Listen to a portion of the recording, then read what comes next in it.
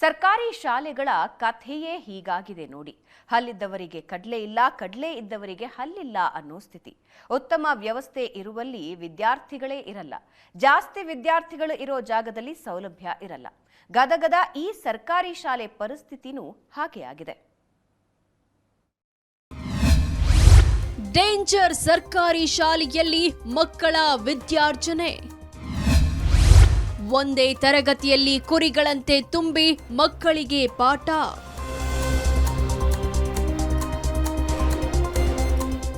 ಕುಳಿತುಕೊಳ್ಳುವುದಕ್ಕೆ ಜಾಗ ಇಲ್ಲ. ಕುರಿಗಳ ಹಿಂಡಿನಂತೆ ತರಗತಿಯಲ್ಲಿ ಮಕ್ಕಳನ್ನ ತುಂಬಲಾಗಿದೆ. ಹೀಗಿದ್ದಾಗ ಶಿಕ್ಷಕರು ಮಾಡಿದ ಪಾಠ ಮಕ್ಕಳ ತಲೆಗೆ ಹತ್ತೋದಾದ್ರೂ ಹೇಗೆ ಹೇಳಿ?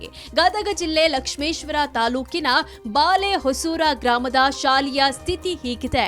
ಗರುದಿಂಗಾಲೇಶ್ವರ ಸರ್ಕಾರಿ ಪ್ರಾಥಮಿಕ ಶಾಲೆ ದುಸ್ಥಿತಿ ದೇವರಿಗೆ ಪ್ರೀತಿ. ಶಾಲೆಯಲ್ಲಿ 1ರಿಂದ 7ನೇ ತರಗತಿ ಓದುವ ಬರೋಬ್ಬರಿ 380 ವಿದ್ಯಾರ್ಥಿಗಳಿದ್ದಾರೆ. ಗದಗ ಜಿಲ್ಲೆಯಲ್ಲೇ ಅತಿ ಹೆಚ್ಚು ಮಕ್ಕಳ ಸಂಖ್ಯೆ ಇರೋ ಸರ್ಕಾರಿ ಶಾಲೆ ಎಂಬ ಹೆಗ್ಗಳಿಕೆ ಇದರದ್ದು. ಆದ್ರೆ ಶಾಲೆ ಕೊಠಡಿ ಕೆಡವಲು ನಿರ್ಧರಿಸಿದ್ರಿಂದ ಒಂದೇ ಕೊಠಡಿಯಲ್ಲಿ ಮಕ್ಕಳನ್ನ ಕುರಿಗಳಂತೆ ತುಂಬಿ ಪಾಠ ಮಾಡಲಾಗ್ತಿದೆ.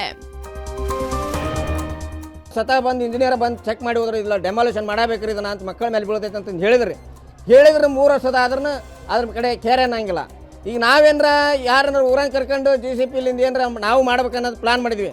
ನಿಮ್ಮನ್ನ ಯಾರು ಕೇಳಿದ್ರು ಅಂತಂದು ಹೇಳಿದ್ರೆ ನಮ್ಗೆ ಸುಮ್ಮನೆ ಕಾನೂನು ಪ್ರಕಾರ ತೊಂದರೆ ಆಗಬಾರ್ದಲ್ಲ ಅಂತ ಸಂಕಟಕ್ಕೆ ಇಲ್ಲಿವರೆಗೆ ಕಾದಾವ್ರಿ ನಾವು. ಸರ್ಕಾರಿ ಶಾಲೆಯ 14 ಕೊಠಡಿಗಳ ಪೈಕಿ 8 ಕೊಠಡಿಗಳು ಶಿಥಿಲಗೊಂಡಿದೆ. ಶಿಥಿಲಗೊಂಡಿರುವ ಕಟ್ಟಡ ಯೋಗ್ಯವಿಲ್ಲ ಅಂತ ಮಾರ್ಕ್ ಮಾಡಲಾಗಿದೆ. ಆದ್ರೆ ಅದೇ ಡೇಂಜರ್ ಬಿಲ್ಡಿಂಗ್ ಪಕ್ಕದಲ್ಲೇ ಮಕ್ಕಳು ಓಡಾಟ ನಡೆಸುವ ಪರಿಸ್ಥಿತಿ ನಿರ್ಮಾಣವಾಗಿದೆ. ಶಾಲೆಯಲ್ಲಿ ಏನಾದ್ರೂ ಕಾರ್ಯಕ್ರಮ ನಡೆದ್ರೆ ಡೇಂಜರ್ ಕಟ್ಟಡದ ಅಂಗಳದಲ್ಲೇ ಮಕ್ಕಳಿಗೆ ಕೂರಲು ವ್ಯವಸ್ಥೆ ಮಾಡ್ತಾರೆ. 2-3 ಕ್ಲಾಸ್ಗಳನ್ನ ಕಂಬೈನ್ ಮಾಡಿ ಪಾಠ ಮಾಡಲಾಗುತ್ತೆ. ಅಲ್ಲದೆ 380 ಮಕ್ಕಳಿಗೆ ಇರೋದು 2 ಶೌಚಾಲಯ. ಪ್ರಾರ್ಥನೆ ನಡೆಯುವ ಸಭಾಭವನ ಕೂಡ ಶಿಥಿಲಗೊಂಡಿದ್ದು ಮಕ್ಕಳು ಶಿಕ್ಷಕರು ಇದೇ ಜಾಗದಲ್ಲಿ ಓಡಾಡ್ತಾರೆ. ಸ್ವಲ್ಪ ಹೆಚ್ಚು ಕಡಿಮೆಯಾದ್ರೂ ಮಕ್ಕಳಿಗೆ ಹಾಗೂ ಶಿಕ್ಷಕರಿಗೆ ಅಪಾಯ ಗ್ಯಾರಂಟಿ. ಹೀಗಾಗಿ ಶಾಲೆಗೆ ಮಕ್ಕಳನ್ನ ಕಳಿಸಲು ಪೋಷಕರು ಭಯ ಪಡುವಂತಾಗಿದೆ. ಸರ್ಕಾರ ಆದಷ್ಟು ಬಿಲ್ಡಿಂಗನ್ನು ನಮಗೆ ಅಷ್ಟು 8 ಬಿಲ್ಡಿಂಗನ್ನು ಸ್ಯಾಂಕ್ಷನ್ ಮಾಡಿ ಆದಷ್ಟು ಈ ವರ್ಷದೊಳಗನ ನಾವು ಮಾಡಿದ್ರಂದ್ರೆ ಮಕ್ಕಳ ಭವಿಷ್ಯ ಭಾಳ ಚಲೋ ಆಗ್ತೈತೆ ಸರ್. ಇಲ್ಲ ಅಂತಂದರೆ ಭಾಳ ಕಷ್ಟ ಐತೆ ಸರ್. ಮಳೆಗಾಲದಾಗೆಲ್ಲ ಬಿಲ್ಡಿಂಗು ಸೋರ್ತವೆ ಸರ್. ಆಮೇಲೆ ಗ್ರೌಂಡ್ ಇದ್ದಿಲ್ಲ, ಶೌಚಾಲಯ ಇದ್ದಿಲ್ಲ ಸರ್.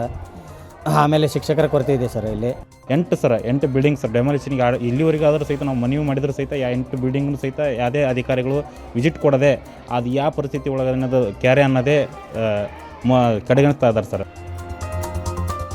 ಇರೋ ಕಟ್ಟಡವನ್ನು ಕೆಡವುತ್ತಿಲ್ಲ, ನೂತನ ಕಟ್ಟಡ ಕಾಮಗಾರಿಯನ್ನು ಕೈಗೊಳ್ತಿಲ್ಲ. ಸರ್ಕಾರ ಎಚ್ಚೆತ್ತು ಆದಷ್ಟು ಬೇಗ ಕಟ್ಟಡ ನಿರ್ಮಾಣ ಮಾಡಬೇಕಿದೆ. ಆದಷ್ಟು ಬೇಗ ಸರ್ಕಾರ ಗಮನ ಹರಿಸಬೇಕು. ಇಲ್ಲಿ ನೂತನ ಕಟ್ಟಡಗಳು ನಿರ್ಮಾಣ ಆಗಬೇಕು ಅನ್ನೋದು ಇಲ್ಲಿಯ ಸ್ಥಳೀಯರ ಮಾತಾಗಿದೆ. ಗದಗದಿಂದ ಕ್ಯಾಮರಾ ಪರ್ಸನ್ ನಿಂಗರಾಜ್ ಜೊತೆ ಗಿರೀಶ್ ಕುಮಾರ್, ಏಷ್ಯಾನೆಟ್ ಸುವರ್ಣ ನ್ಯೂಸ್.